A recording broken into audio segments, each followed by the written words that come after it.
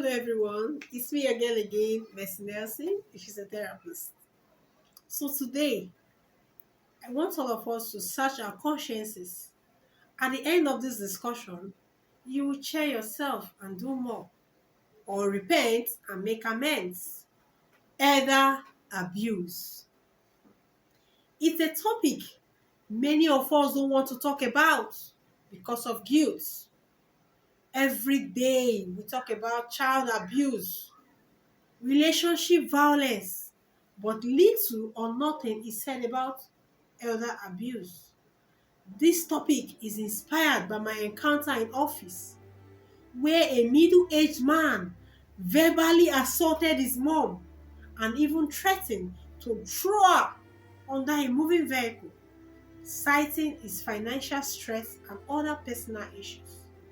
So, in a close session with this old woman, she mentioned that some of the granddaughters that she lived with physically assaulted and had beaten her several times, which led her to dislocate the hip joints.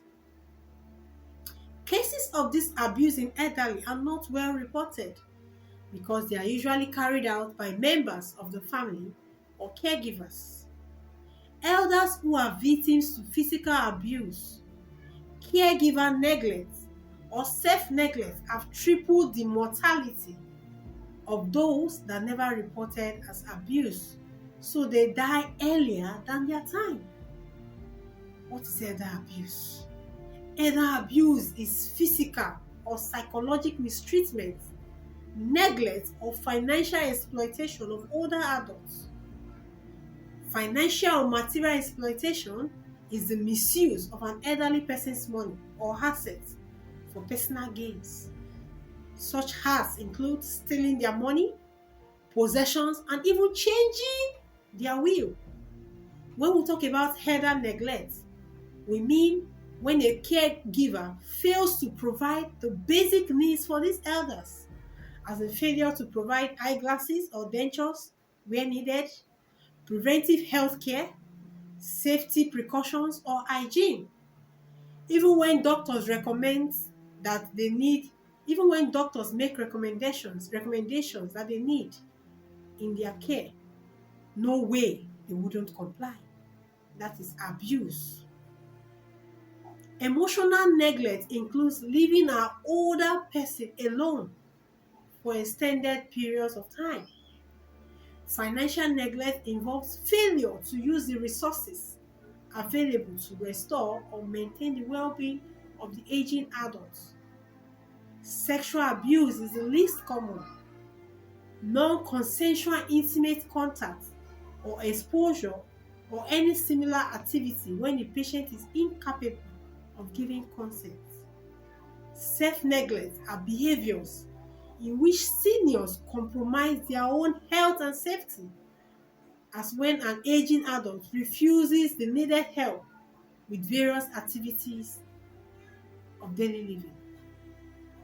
Abandonment is the desertion of an elderly person by an individual who has assumed responsibility for providing care, or by a person with physical custody of an elder. Physical abuse is more common and very rampant. Our extended family culture exposes our aged population to abuse by our own children. So parents must do well to establish that boundary and revive the already eroding African culture of respect we jettisoned in foolish pursuit of Western cultures of insolence. For the whites, abuse in elderly population is rampant with about 67%, while that of the blacks is far better with 18%. It's a growing medical and societal issue, and therefore we must be mindful of copy. We must be very vigilant in our homes, as these patients, as the old people, reluctantly report these issues due to factors such as fear, shame, guilt, or ignorance. What are the risk factors that put this age population at risk of abuse? They include sharing the same living situation with the abusers, dementia or memory loss, social isolation, pathologic characteristics of perpetrators such as mental illness and alcohol misuse. Signs of abuse. We have several injuries in various stages of occurrence. We also have unexplained injuries. We also have delay in seeking treatment. Injuries inconsistent with history. We also have contradictory explanations given by the patient or caregiver. There is laboratory findings indicating underdosage or overdosage of medications. We see things like bruises, welts, lacerations, rope marks, burns. There are others such as venereal diseases or genital infections. We also have dehydration, malnutrition, decubitus ulcers, poor hygiene. There could also be signs of withdrawal, depression, and agitation.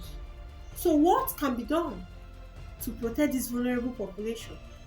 We must search our consciences very well. Does it mean the elderly population is not abused? No, they're highly abused, both in the homes and on the streets. Not calling or seeing your aged parents is an abuse. Not caring for their health needs is another form of abuse. Stealing or taking from your parents is an abuse. Beating is the worst form of abuse. Not providing enough comfort for your parents to the best of your capability is also another form of abuse.